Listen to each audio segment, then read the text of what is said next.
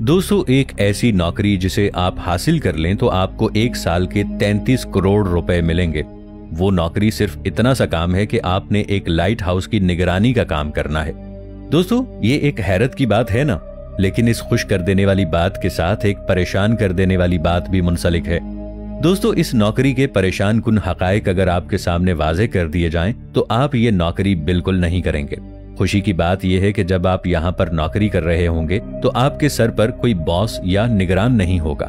यहाँ आप अपनी मर्जी के मुताबिक अपने शबो रोज गुजार सकते हैं। जब आप चाहे सो सकते हैं, जब आप चाहें जाग सकते हैं। आप अपनी मर्जी से अपनी ड्यूटी कर सकते हैं और आराम भी आपकी मर्जी पर ही मुनहसिर होगा। जब आपका दिल चाहे आप पास समुंदर से मछलियां पकड़ सकते हैं। आप अपनी मर्जी से एंजॉय कर सकते हैं। मगर एक काम का ध्यान रहे कि इस लाइट हाउस के ऊपर जलने वाली लाइट कभी बंद नहीं होनी चाहिए। और सिर्फ इतने से काम के आपको साल के लिए 33 करोड़ रुपए मिलेंगे, यानी आपकी 1 माह की तनख्वाह 3.25 करोड़ रुपए से भी ज्यादा है। आपने सिर्फ इस बात पे नजर रखनी है कि लाइट ठीक तरह से काम करती रहे। दोस्तों, खुशी से भरपूर बातें तो आपने सुन ली। अब आते हैं परेशान कुन हकायक की तरफ। इस लाइट हाउस में काम करना दुनिया के खतरनाक तरीन कामों में से एक काम है, क्योंकि ये लाइट हाउस समुंदर के बिल्कुल वस्त में वाक़ है। दोस्तों, अगर आप भी लाइट हाउस में नौकरी करने के बारे में सोच रहे हैं तो ये बात जरूर जान लें कि आप यहाँ पर बिल्कुल अकेले और तन्हा होंगे, यानी यहाँ से आप किसी के साथ बात नहीं कर सकेंगे। दोस्तों, यहाँ तक तो ठीक लगता है, मगर इस समुंदर में खौफनाक हद तक समुंदरी तूफान आते रहते हैं और इन तूफानों की लहरें कई मीटर ऊंचाई तक जाती हैं और ये लहरें बाआसानी टावर तक भी पहुंच जाती हैं। इसीलिए यहाँ पर जो भी नौकरी करने आता है वो अपनी जान हथेली पर रखकर नौकरी के लिए आता है। यहाँ हर वक्त मौत का साया मंडलाता रहता है। दोस्तों, स्क्रीन पर आपको जो तस्वीर नजर आ रही है, ये तस्वीर एक रेस्क्यू ऑपरेशन के दौरान ली गई थी। इस तस्वीर में वाज़ेह तौर पर यह देखा जा सकता है कि लाइट हाउस का गार्ड किस तरह समुंदरी तूफान के दरमियान घिरा हुआ है। अगर ये समुंदरी लहरें थोड़ा सा भी और ऊपर उठती तो इस गार्ड की जान भी जा सकती थी। इस लाइट हाउस को देखकर आपके जहन में एक सवाल तो जरूर आ रहा होगा कि इसको बनाने का मकसद क्या था और क्या ये बात बहुत ज्यादा जरूरी है कि लाइट हाउस की लाइट जलती ही रहनी चाहिए। ये सब समझने के लिए हमें थोड़ा सा वक्त के पीछे जाना पड़ेगा। जब सफर के लिए ना सड़कें थीं और ना गाड़ियां दस्तयाब थीं, तब लंबा सफर करने के लिए पानी सबसे बेहतरीन तरीका था। उसी दौर में कैप्टन मॉरिशस नाम का एक बहुत आला सेलर हुआ करता था। ये अपने खतरनाक समुद्री सफर की वजह से मशहूर था। ये अपना ज्यादातर समुद्री सफर रात के वक्त ही किया करता था। एक मर्तबा ये रात के वक्त अपनी लकड़ी से बनी हुई कश्ती के जरिए समुद्र में सफर कर रहा था। समुद्र में बहुत बड़ी बड़ी पत्थर की चट्टानें बनी हुई थी। कैप्टन मॉरिशस की कश्ती में इन चट्टानों की वजह से सुराख हो गया और वो कश्ती डूब गई। तब कैप्टन के जहन में ये सवाल आया कि इसका कोई ना कोई हल जरूर होना चाहिए जो रात के वक्त सफर करने वालों को इन खतरात से आगाह कर सके और इनकी कश्तियां महफूज रह सकें। ये तो अभी सिर्फ एक ही वजह थी। पुराने जमाने में जब लोग खुले समुद्रों में सफर करते थे तो ये भी नहीं जानते थे कि जमीन कितनी दूर है और वहां तक पहुंचने का रास्ता कैसे मुमकिन है। जदीद टेक्नोलॉजी न होने की वजह से समुद्री रास्ते में रास्ते का तयन करना काफी मुश्किल काम था।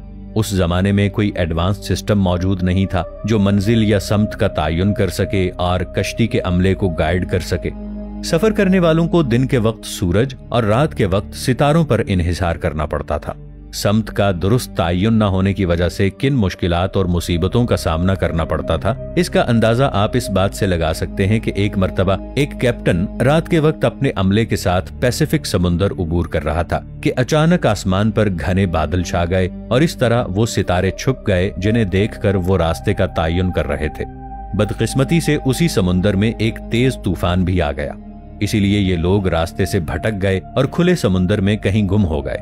कैप्टन और उसके अमले के पास खाने पीने का सामान बिल्कुल खत्म हो चुका था। भूख और खुराक की किल्लत की वजह से बहुत से लोग अपनी जान से हाथ धो बैठे। कैप्टन बमुश्किल जमीन तक पहुंच पाया और दोस्तों यहीं से लाइट हाउस की शुरुआत हुई।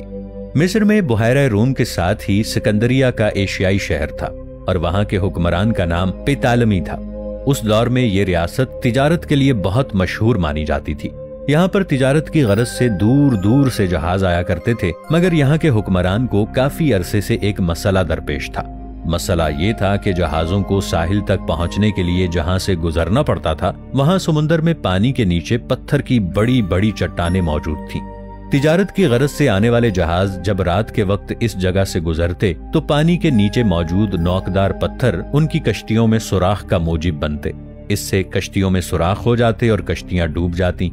तो इस रियासत में तिजारत की गरज से आने वाला सामान तबाह बर्बाद होकर समुंदर की नजर हो जाता और इसी वजह से इस रियासत की माशी सूरत हाल अबतर होती जा रही थी। इस मसले का हल निकालने के लिए इस रियासत के हुक्मरान ने उस दौर के सबसे तजर्बेकार इंजीनियर्स को बुलाया और इस मसले के हल के लिए उनसे राय तलब की। इन दोनों ने मिलकर इस मसले का बेहतरीन हल निकाला। इसका हल ये था कि एक बहुत बड़े रोशनी के मीनार को तामीर किया जाए जो समुद्र में कश्तियों की हिफाजत के साथ साथ उनकी रहनुमाई भी करे और उन्हें पानी में मौजूद खतरों से आगाह भी करेगा। उस हुक्मरान को इनका ये मंसूबा बहुत ज्यादा पसंद आया। इस तरह इस हुक्मरान की मंजूरी के बाद इंजीनियर्स ने इस पर काम करना शुरू कर दिया, मगर वो दोनों इंजीनियर इस बात से बिल्कुल बेखबर थे कि वो जो तामीर करने जा रहे हैं वो इंजीनियरिंग की दुनिया का एक बेहतरीन शाहकार साबित होने वाला है। जल्द ही लोगों ने यह देखा कि सिकंदरिया के कदीम शहर के साहिल पर यह लाइट हाउस चमकती हुई बुलंदियों पर मौजूद था। ये मीनार 384 फुट ऊंचा था। इसको व्हाइट मार्बल के साथ तामीर किया गया था। इस लाइट हाउस को रोशन रखने के लिए इसके ऊपर बहुत बड़ी तादाद में लकड़ियां जलाई जाती थी। इस आग को हर वक्त ऑयल और लकड़ी की सप्लाई मिलती रहती थी। इस लाइट हाउस को दुनिया के 7 कदीम तरीन उजूबों में से एक उजूबा माना गया है। ये लाइट हाउस सिर्फ अपनी लाइट की वजह से ही हैरत अंगेज नहीं था, बल्कि इसका डिजाइन भी निहायत अक्लमंदाना आइडिया था।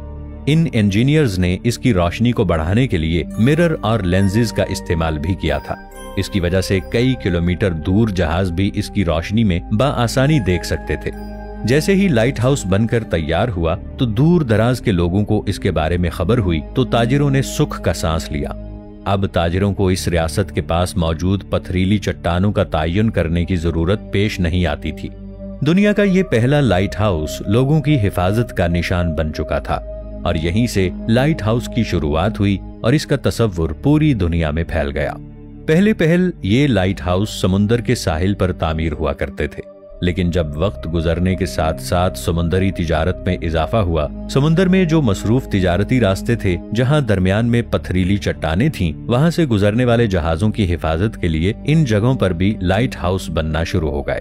यही वजह है कि समुंदर के वस्त में मुख्तलिफ मकामात पर व्हाइट हाउस बनाना शुरू कर दिए गए। इसलिए समुंदर के दरमियान में अक्सर मकामात पर आपको लाइट हाउस देखने को मिलेंगे।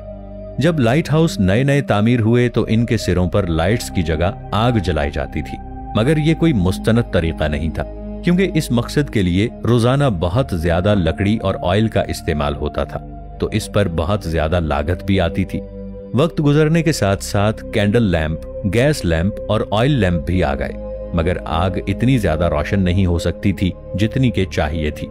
जब बिजली की दरियाफ्त हुई और बल्ब ईजाद हुआ तो ये लाइट हाउस भी बिजली के बल्बों पर मुंतकिल होना शुरू हो गए। अगरचे इनकी रोशनी आग के मुकाबले में ज्यादा होती थी, मगर फिर भी इतनी ज्यादा नहीं थी कि मीलों तक पहुंच सके। फिर लाइट हाउस रोशनी को मीलों तक किस तरह मुनक्किस करते हैं? दोस्तों, इसका सादा सा जवाब है लेंसेज। पहले वक्तों में इन रिफ्लेक्टर्स को लाइट सोर्स के पीछे लगाया जाता था, मगर इस जमाने के इंजीनियर एक नई दरियाफ्त से रूशनास हुए कि अगर हम लेंस को लाइट के सामने रखें तो और बेहतर तरीके से हम अपना मकसद हासिल कर सकते हैं। मगर यहाँ एक मसला ये दरपेश आ रहा था कि लेंस जितना मोटा होगा लाइट उतनी ही कम होगी। दोस्तों, ये मसला हमेशा के लिए एक मसला ही रहता, मगर एक इंजीनियर जिसका नाम फ्रेस्नेल लेंस था, उसके पास एक बहुत जबरदस्त आइडिया था। एक तो उसने लेंस की बनावट को बिल्कुल बारीक शक्ल दे दी और दूसरा लेंस को इस तरह तरमीम कर दिया कि सारी रोशनी एक ही पॉइंट पर फोकस कर रही थी। इस तरह की फैली हुई लाइट को एक ही समत की तरफ भेजा जा सकता था। आजकल ज्यादातर लाइट हाउस में फ्रेस्नेल लेंस का ही इस्तेमाल किया जा रहा है। इस दरियाफ्त ने लाइट हाउसेज में जिद्दत पैदा की। अब लाइट हाउस की रोशनी को कई मील से भी बाआसानी देखा जा सकता है और इन्हीं की बदौलत समुद्री जहाजों को दरपेश आने वाले खतरात का पहले से ही अंदाजा हो जाता है।